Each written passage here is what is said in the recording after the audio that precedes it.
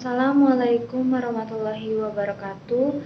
Kami dari kelompok 6 Biokimia Indralaya yang beranggotakan, perkenalkan nama saya Oktaya Humayroh dengan NIM 06091282126032. Perkenalkan, nama saya Anggela dengan NIM 06091182126007. Perkenalkan, nama saya Suri Handayani dengan NIM 06091282126031. Perkenalkan, saya Salsabila Finka Maizi dengan NIM 06091282126048. Baiklah, pada video kali ini kelompok kami akan membahas mengenai katabolisme glukosa. Selamat menyaksikan. Tujuan dari video kali ini adalah mahasiswa mampu menguasai materi mengenai katabolisme glukosa. Adapun prosedur videonya adalah yang pertama, pelajari dan pahami materi mengenai katabolisme karbohidrat. Yang kedua, rekam makanan yang memiliki karbohidrat dan rekam penjelasannya. Dan yang terakhir adalah editlah video semenarik mungkin. Katabolisme adalah rangkaian reaksi kimia yang berkaitan dengan proses pembongkaran, penguraian, atau pemecahan molekul kompleks menjadi molekul yang lebih sederhana dengan bantuan enzim. Penguraian molekul ini menghasilkan atau melepaskan energi atau ATP yang digunakan organisme untuk beraktivitas. Salah satu molekul kompleks yang dapat diurai dalam reaksi katabolisme ini adalah karbohidrat. Karbohidrat merupakan salah satu biomolekul makhluk hidup yang tersusun atas monomer sakarida. Salah satu dari penyusun karbohidrat adalah glukosa. Reaksi katabolisme glukosa dapat terdiri dari 4 tahapan, yaitu: Yang pertama adalah glikolisis. Glikolisis adalah pemecahan satu molekul glukosa menjadi 2 asam piruvat. Terjadi di sitosol atau sitoplasma karena di dalam sitosol terdapat banyak senyawa yang digunakan untuk proses glikolisis. Pada tahap ini, glukosa akan dipecah menjadi senyawa gula yang lebih sederhana sehingga akan menghasilkan 2 asam piruvat, 2 ATP dan 2 NADH. Bagaimanakah prosesnya? Glikolisis mengalami 10 tahapan, yaitu: pertama, glukosa akan diubah menjadi glukosa 6-fosfat. Pada tahapan ini, enzim yang berperan adalah heksokinase. Enzim ini akan mentransfer gugus fosfat dari ATP ke glukosa, sehingga ATP akan menjadi ADP. Kedua, glukosa 6-fosfat akan diubah menjadi fruktosa 6-fosfat dengan bantuan enzim fosfoglukoisomerase. Ketiga, fruktosa 6-fosfat akan diubah menjadi fruktosa 1,6 bifosfat dengan bantuan enzim fosfofruktokinase. Enzim ini akan mentransfer gugus fosfat dari ATP sehingga menjadi ADP. Kemudian, fruktosa 1,6 bifosfat menjadi 2 buah gula dengan 3 karbon yang berbeda, yaitu DHAP dan 3 PGAL dengan bantuan enzim aldolase. Kelima, pada tahap ini terjadi perubahan DHAP dengan 3 PGAL. Namun perubahan ini tidak pernah mencapai titik keseimbangan, sehingga yang digunakan untuk tahap yang selanjutnya adalah 3 PGAL. Nah, kelima tahapan ini dinamakan investasi energi karena terjadi pemakaian 2 ATP. Keenam, pada tahap ini 3 PGAL akan diubah menjadi 1,3 bifosfoglycerat sebanyak 2 buah dengan bantuan enzim triose fosfat dehidrogenase. 3 PGAL akan melepaskan elektron melalui transfer elektron ke NAD sehingga akan menghasilkan NADH sebanyak 2 buah. Ketujuh, 1,3 bifosfoglycerat sebanyak 2 buah akan diubah menjadi 3 fosfoglycerat sebanyak 2 buah. Pada tahap ini 2 gugus fosfat akan berikatan dengan 2 ATP sehingga akan menghasilkan 2 energi. Enzim yang berperan adalah fosfoglycerokinase. Kedelapan, 3 fosfoglycerat sebanyak 2 buah akan diubah menjadi fosfoglycerat sebanyak 2 buah dengan bantuan enzim fosfoglyceratum mutase. Kesembilan, 2 fosfoglycerat akan diubah menjadi PEP sebanyak 2 buah dengan bantuan enzim enolase dan menghasilkan H2O. Ke-10, tahapan terakhir. PEP akan diubah menjadi 2 asam piruvat dengan bantuan enzim piruvat kinase. Terjadi pembentukan ATP sebanyak 2 buah karena berikatan dengan ADP. Dari tahapan ke-6 hingga terakhir dikenal dengan tahapan penghasil ATP. Yang kedua adalah dekarboksilasi oksidatif. Tahapan ini adalah penghubung antara glikolisis dan siklus Krebs. Proses dekarboksilasi oksidatif menghantarkan hasil glikolisis ke mitokondria, tepatnya di matriks, di mana tempat terjadinya siklus Krebs. Bagaimanakah proses terjadinya? Molekul piruvat yang dihasilkan glikolisis memiliki karbon sebanyak 3 buah.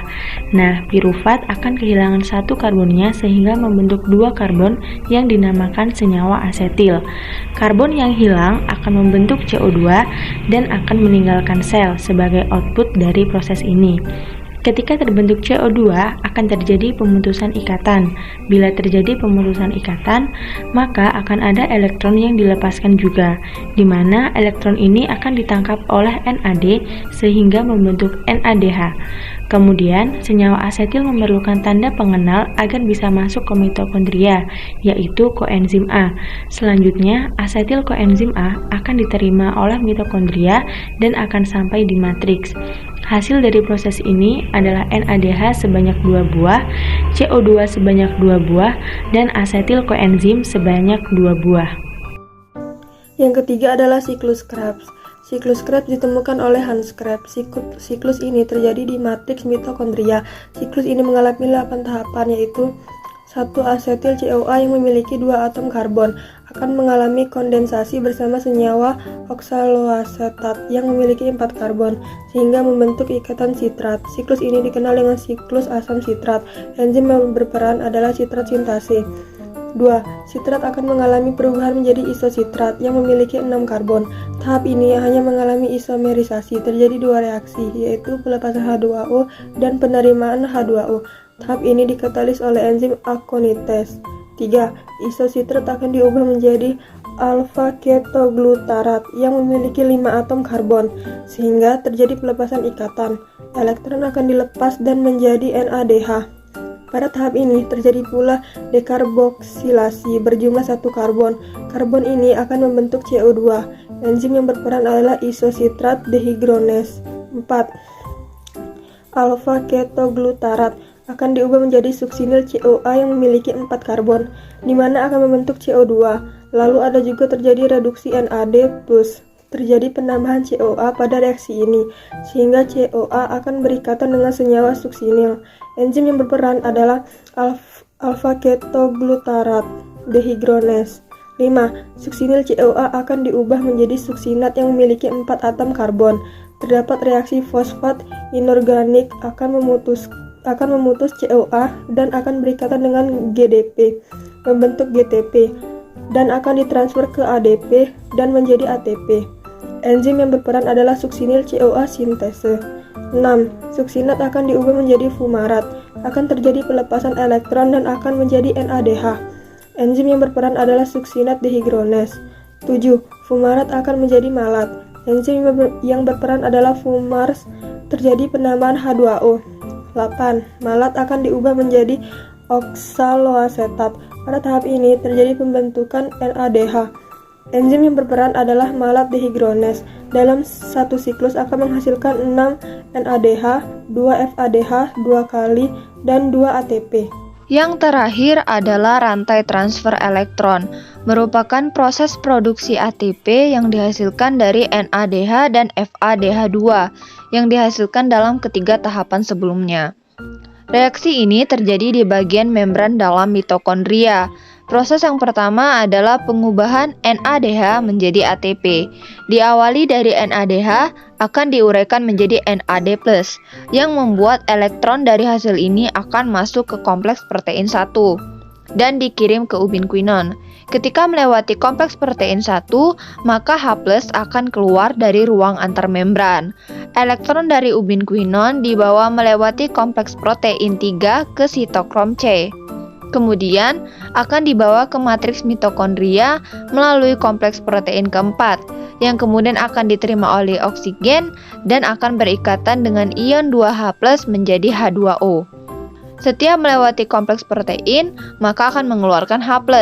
Ketiga H+ tersebut akan kembali menuju matriks mitokondria melalui enzim ATP sintase dan akan memicu terbentuknya 3 molekul ATP secara bersamaan. Selanjutnya, pembentukan FADH2 menjadi ATP. FADH2 akan diubah menjadi FAD+. Elektron akan masuk ke kompleks protein 2 dan tidak akan memicu proton keluar. Elektron kemudian akan ditangkap oleh ubiquinon dan dibawa melewati kompleks protein 3 ke sitokrom C. Pada saat melewati kompleks protein 3 akan mengeluarkan proton. Dari sitokrom C akan dibawa ke matriks protein keempat dan akan mengeluarkan proton juga. Kemudian elektron akan ditangkap oleh oksigen, kemudian berikatan dan menjadi H2O. Tiap proton yang dikeluarkan akan dibawa oleh ATP sintase dan akan mengeluarkan ATP secara bersamaan. Proses transfer elektron sampai diterima oleh molekul oksigen yang dinamakan dengan RTE. Sedangkan proses pembentukan ATP oleh ATP sintase disebut kemiosmosis. Baiklah, dari materi yang dijelaskan tadi, berikut video berupa makanan sehari-hari yang memiliki kandungan karbohidrat di dalamnya. Salah satu makanan yang mengandung karbohidrat adalah kentang. Dalam 100 gramnya mengandung 13,5% karbohidrat. Jenis karbohidrat di dalamnya adalah pati dan gula sederhana. Selanjutnya, ada roti tawar gandum. Setiap 100 gramnya mengandung 49,7 gram karbohidrat. Kandungan pati di dalamnya sebanyak 20-30% pati amilosa dan 70-80% amilopektin. Untuk mengetahui kandungan karbohidrat di dalam makanan, dapat dilakukan beberapa uji, yaitu yang pertama adalah uji Molis. Pada tes ini, makanan yang mengandung karbohidrat akan menghasilkan warna keunguan. Dalam reaksi ini, larutan glukosa akan bereaksi dengan alfa-maftol dalam lingkungan asam. Yang kedua adalah uji iodin. Apabila sumber makanan ditetesi oleh iodin dan berubah warna menjadi keunguan, maka mengandung karbohidrat. Yang ketiga adalah uji Barfoot, bertujuan khusus untuk mengetahui apakah dalam bahan pangan yang diuji mengandung gula monosakarida pereduksi atau tidak. Apabila menimbulkan endapan, maka mengandung karbohidrat. Yang keempat adalah uji Seliwanov. Menguji kandungan ketosa dalam bahan makanan dilakukan dengan mencampurkan bahan makanan yang telah cair dan reagen ke dalam tabung reaksi. Selanjutnya akan dididihkan selama 30 detik. Bila berubah warna menjadi merah, maka mengandung karbohidrat. Dan yang terakhir atau yang kelima adalah uji Benedict yang bertujuan untuk melihat kandungan gula, di mana terbentuknya larutan berwarna hijau, merah bata, orange, ataupun endapan. Baiklah, kesimpulan dari materi yang telah kami sampaikan adalah katabolisme adalah reaksi pemecahan molekul kompleks menjadi molekul sederhana dengan bantuan enzim. Salah satunya adalah glukosa. Reaksi katabolisme terdiri dari 4 tahapan, yaitu glikolisis, dekarbonisasi oksidatif, siklus Krebs, dan siklus transfer elektron. Kemudian, uji kandungan karbohidrat dapat dilakukan dengan uji Molis, uji iodin, uji Barfoot, uji Seliwanov, dan uji Benedict. Baiklah, itu tadi video pembahasan mengenai katabolisme glukosa dari kelompok kami. Terima kasih telah menonton.